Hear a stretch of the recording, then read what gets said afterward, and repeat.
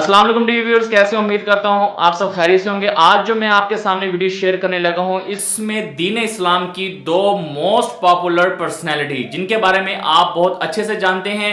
एक मौलाना अलियास कादरी साहब, जिन पर मैं बाज़-औक़ात अक्सर वीडियो बनाता हूं, और दूसरी जो शख्सियत हैं उनसे भी आप बखूबी वाकिफ हैं। जी, मैं बात करने जा रहा हूं डॉक्टर जाकिर नाइक की।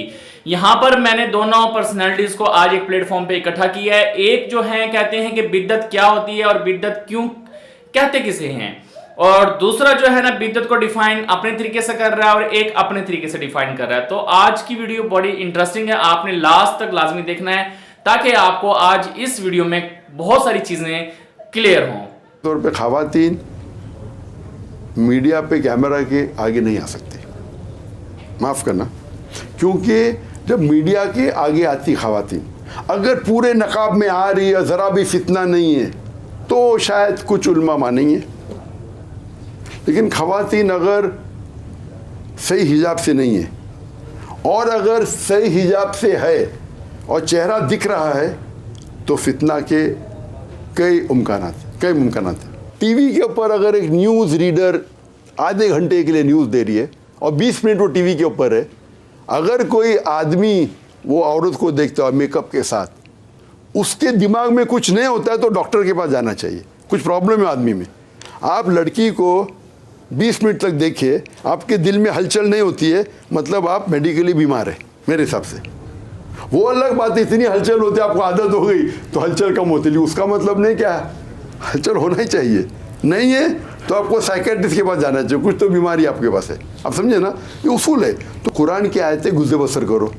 तो अगर खवातीन टेलीविज़न के ऊपर है और मैं गुज़े बसर करूँ तो मैं गुनहगार नहीं, लेकिन खवातीन जो आ रही है टेलीविज़न पे, तो दो तरीके से ताली बजती है।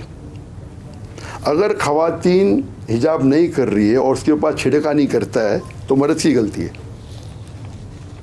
लेकिन खवातीन की भी गलती है, वो क्यों अपने आप को महफूज नहीं रखी। तो दोनों की गलती, ताली दो हाथ से बजती है।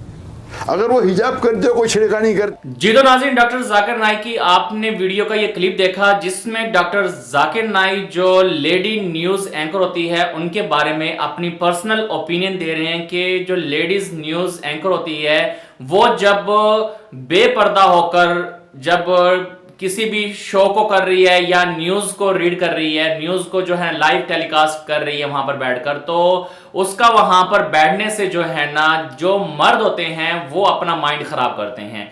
मैं इनकी इस बात से बिल्कुल मुत्तफिक हूं, क्योंकि पहले वाला जो न्यूज टेलीकास्ट करने का जो सिलसिला होता था, अगर आप 90 से पहले की बात करें या 2000 से पहले की बात करें, 90 का जो दौर था उसमें वाकई जो न्यूज एंकर थी उनके सर पर दुपट्टा होता था और बड़े ही तहजीब तरीके से वो खबरों को पेश करती थी। चलें किसी दायरे इस्लाम तक वो बातें दुरुस्त साबित होती थी। लेकिन अब यहां पर अगर आप आज की खवातीन की बात की जाए, न्यूज एंकर्स की बात की जाए, तो यकीन कीजिएगा आप वाकई अपना माइंड नेगेटिव ले जा सकते हैं। सिर्फ और सिर्फ वो यहां पर नुमाइश के तौर पर जो न्यूज टेलीकास्ट वाले जो लोग होते हैं, प्रोड्यूसर्स होते हैं, जो चीफ एग्जीक्यूटिव होते हैं, वो लेते ही खूबसूरत लड़कियों को इसलिए हैं ताकि उनके चैनल की नुमाइश बने, लोग उनको देखें और उसके बाद जो है ना उनका व्यूज बने। तो नाज़रीन, आप इसके बारे में क्या कमेंट कहेंगे? यहां पर डॉक्टर जाकिर नाइक के इन अल्फाज से बिल्कुल एग्री करता हूं। इकरारुल हसन ने इनके ऊपर एक बड़ी नेगेटिव वीडियो बनाई है, तो वो वीडियो भी मैं नेक्स्ट आपके साथ शेयर करने लगा हूं। लेकिन आप आज की इस वीडियो में आप क्या कमेंट करें, कमेंट करके मुझे लाजिम बताइएगा। जी तो नाज़रीन, वीडियो का असल जो सेगमेंट है अब शुरू होने लगा है। जो कि मैंने स्टार्टिंग में बताया था कि आज मैंने यहाँ पर दो शख्सियात को एक प्लेटफॉर्म पे इकट्ठा किया है। तो मौलाना अलियास कादरी की इस वीडियो के क्लिप को आपने लास्ट तक लाजमी देखना है ताकि आपकी बहुत सारी चीज़ें मौलाना अलियास कादरी से क्लियर हो जाएं, और फिर उसके बाद जो है ना डॉक्टर जाकिर नाइक की वीडियो को भी आपने लास्ट तक देखना है ताकि आपकी वीडियो उनकी देखने के बाद आपके कुछ पॉइंट क्लियर हों। तो फिर लास्ट में आपने कमेंट लाजमी करना है कि यहाँ पर कौन किस दायरे से कैसी बात कर रहा है और कौन अपनी बात के लिहाज से कितना दुरुस्त है। तो आपने वीडियो लाजमी तक देखनी है। अतवहुमुल जाहिलून क़ालू सलामा। ऐसों का जवाब जो है ना, जवाब ना देना, ये जवाब है। एक जो बाजार को हरा है तो ये बहुत चालाक होते हैं, समझे। ये हमारे भोले वाले इस्लामी भाई समझते नहीं इन बातों को। यानी जो इस तरह का बोले ना कि तुम लोग ये करते हो तो तुम लोग शिर्क करते हो, तो ये हराम है, वो हलाल है, इसको तवज्जो भी ना दे, वो अपनी सुनता रहे, क्योंकि वो अगले का मकसद यही होता होगा कि ये मुझे जवाब देंगे, उतनी देर तक ये मदनी मुज़ाकरे की बरकतों से महरूम रह जाएंगे, इल्म दीन हासिल करने से महरूम रह जाएंगे, ये हमको जवाब देने में मसरूफ हो जाएंगे। तो इसलिए इनको जवाब ना देना ये इनकी नाक कटने का सबब है। लेकिन ज़ाहिर है कि मैं ये बोल ही सकता हूँ आपको, आप लोगों से राह कहाँ जाता है। और कई ऐसे मेरे मोहब्बत करने वाले ऐसे होंगे इस वक्त भी उसको जवाब देने में मसरूफ होंगे, और मेरी आवाज भी नहीं सुन पा रहे होंगे। तब क्या करूं यार, मैं सही बोलता हूँ। ऐसों को अगर आपको जवाब ना देना, ये गिबत करते हो फला, कुछ भी ना बोले, हाँ, यानी कि बुरा भला भी ना बोले, कुछ भी ना बोले, ना कैसी जड़ से कट जाएगी। वो निगरान शूरा का एक वाकया कुछ इस तरह का है कि इनके खिलाफ किसी ने कोई वो लिखा होगा कुछ, तो वो किसी शख्सियत ने इनको बताया कि आपके बारे में यूं यूं लिखा है। तो बोला, तो वे मैंने तो पढ़ा नहीं है, जो पता नहीं। बोले आपको पता ही नहीं है? नहीं मेरे को तो पता नहीं, मैंने तो नहीं पढ़ा। तो इस पर वो जोर से हंसी थी वो शख्सियत कि हैं तुमको उसको पता चल जाए, उसको तो गश लग जाए, असल मकसद तो तुमको चिढ़ाना था, तुम लिफ्ट ही नहीं कराते हो। जी तो नाज़रीन, मौलाना इलियास कादरी की वीडियो का आपने छोटा सा क्लिप देखा जिसमें वो ये कहते हैं कि अगर कोई आपसे सवाल ये करता है कि आप दीन में नई चीज़ ऐड करके बिदअत क्रिएट कर रहे हैं तो आप ये काम क्यों करते हैं, तो वो कहते हैं कि आप इन बातों पर अपनी कानों में उंगली डाल लिया करो और इग्नोर किया करो, और उनकी किसी भी बात का आपने रिस्पॉन्स नहीं देना। जो आप लोग कर रहे हैं बस आंख बंद करके आप उस चीज़ को कंटिन्यू करते रहें। तो नाज़रीन, आप मौलाना इलियास कादरी की इस बात के बारे में क्या कमेंट करेंगे? क्या उनका ऐसा कहना वाकई दुरुस्त है? क्या वाकई ऐसा करना चाहिए या वाकई क्लियर करना चाहिए?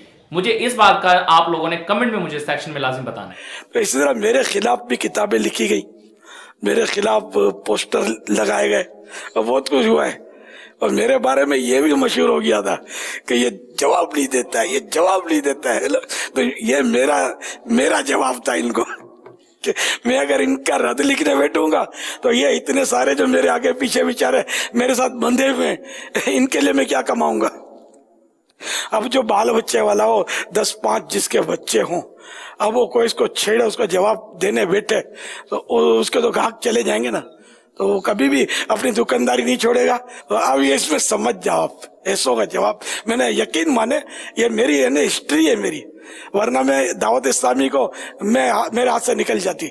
मुझे इतना तंग किया गया है, आपको क्या पता है ना। जी तो नाज़रीन, मौलाना इलियास कादरी की इस वीडियो से साफ जाहिर होता है कि वो इसलिए जवाब नहीं देना चाह रहे, मैं सिर्फ वीडियो के बिहाफ पर बात कर रहा हूं कि वो इसलिए जवाब देना नहीं चाह रहे कि वो दावत इस्लामी को नहीं खोना चाहते किसी भी कंडीशन में, और वो ये भी नहीं चाहते कि वो जो कमा रहे हैं अपने बच्चों के लिए या जो है दावत इस्लामी के जितने भी अखराजात है उनमें भी कोई रुकावट ना आए, क्योंकि उन लोगों को जवाब देने से ऐसा होगा कि इनका अपना पर्सनल कारोबार डिस्टर्ब हो जाएगा। तो नाज़रीन, आप इसके बारे में क्या कमेंट करें, कमेंट करके मुझे लाजिम बताइएगा। और यहाँ पर मौलाना इलियास कादरी को अगर बिदअत से रिलेटेड कोई भी सवाल किया जाता था तो यहाँ पर कम से कम ये डिफाइन करते कि देखें ये अल्लाह ताला की किताब जिसको हर इंसान थाम लेना, तो मेरे ख्याल से वो किसी भी चीज को दीन में ऐड नहीं कर सकता, क्योंकि अल्लाह ताला ने कुरान मजीद में जो जो बातें लिखी हैं अगर वो पढ़कर अमल करना शुरू कर दें हम, तो मेरे ख्याल से दीन में कोई चीज न्यू ऐड होगी ही नहीं, ना कोई बिदअत क्रिएट होगी। और जो अल्लाह के नबी की जो हदीस मुबारक उनका सही मुताला और सही अमल किया जाए तो मेरे अपने पर्सनल ओपिनियन से तो लाइफ इतनी इजी हो जाएगी और दीन इतना आसान हो जाएगा कि आम बंदा भी इसको समझकर जो है ना मुसलमान हो जाएगा। तो नाज़रीन, आप इसके बारे में क्या कमेंट करें, कमेंट करके मुझे लाजिम बताइएगा। और डॉक्टर जाकिर नाइक की इस स्पीच को आपने लाजिम सुनना है जिसमें वो आज ये क्लियर करेंगे कि देवबंदी क्यों कहलाते हैं और बरेलवी क्यों कहलाते हैं, और इनका आपस में तजाद किस बात पर होता है, और ये क्यों एक दूसरे को लड़ते हैं और क्यों एक दूसरे की गर्दन काटने तक चले जाते हैं। दवा की दुकान में है और देखते हैं कि मुसलमान झगड़, एक देवबंदी एक बरेलवी है, इसमें से सही कौन है? दोनों बोलते हैं क्या मैं सही हूं और दूसरा गलत है।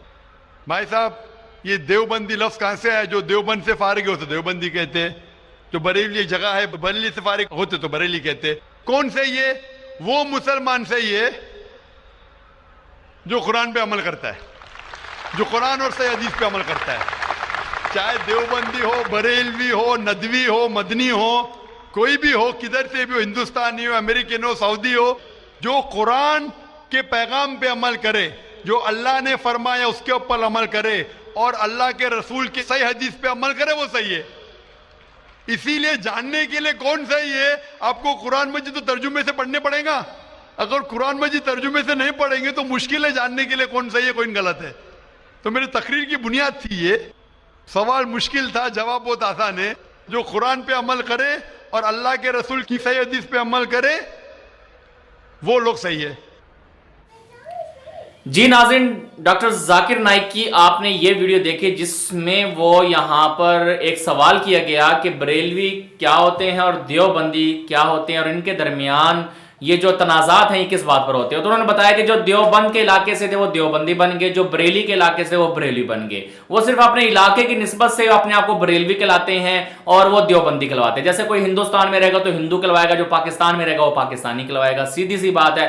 लेकिन यहां पर बात की जाती है कि मुसलमान कौन है। मुसलमान वो है जो अल्लाह ताला की किताब कुरान मजीद पर जो है ना ईमान रखे और अल्लाह की रस्सी को मजबूती से थाम के रखे और इस कायनात की सबसे बड़ी शख्सियत हजरत मोहम्मद मुस्तफ़ा सल्लल्लाहु अलैहि वसल्लम की जिंदगी पर जो है ना अपनी जिंदगी गुजारे और उनके बताए असूलों पर अपनी जिंदगी गुजारे।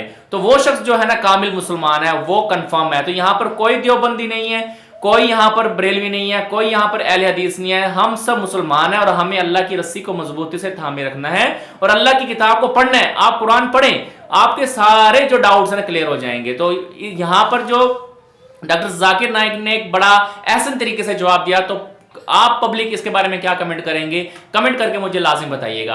अब जो लास्ट में हबीब अतारी की एक लास्ट छोटा सा क्लिप है जो वीडियो का, ये आपने लास्ट में लाजमी देखना है। और आज के लिए इतना काफी, मैं आपसे लूंगा इजाजत और जाते जाते मेरे चैनल को लाजमी सब्सक्राइब कर दें ताकि इस तरह की मजीद वीडियो आप तक वसूल होती रहे। और दें अपने होस्ट खुरम राव को इजाजत। मिलते हैं नेक्स्ट वीडियो में। अल्लाह हाफिज। अबू हनीफा रज़ियल्लाहु तआला अन्हु को 100 बार ख्वाब में अल्लाह ताला का दीदार हुआ। जनाब, ख्वाब में अल्लाह का दीदार हो सकता है, औलिया से साबित है। इमाम आजम अबू हनीफा रज़ियल्लाहु तआला अन्हु को ख्वाब में 100 बार अल्लाह पाक की ज़ियारत हुई। जवाब दुरुस्त दे दिया है। और जब मूसा हमारे मुकर्रर किए हुए वक्त पर कोहे तूर पर पहुंचे और उनके परवरदिगार ने उनसे कलाम किया तो कहने लगे कि ऐ परवरदिगार, मुझे अपना जलवा दिखा कि मैं तेरा दीदार करूं। फरमाया कि तुम मुझे हरगिज न देख सकोगे, हाँ पहाड़ की तरफ देखते रहो, अगर ये अपनी जगह पर कायम रहा तो तुम मुझको देख सकोगे। फिर जब उनके परवरदिगार ने पहाड़ पर तजल्ली की तो उसको रेजा रेजा कर दिया और मूसा बेहोश होकर गिर पड़े। फिर जब होश में आए तो कहने लगे कि तेरी जात पाक है और मैं तेरे हुजूर में तौबा करता हूं और जो ईमान लाने वाले हैं उनमें सबसे अव्वल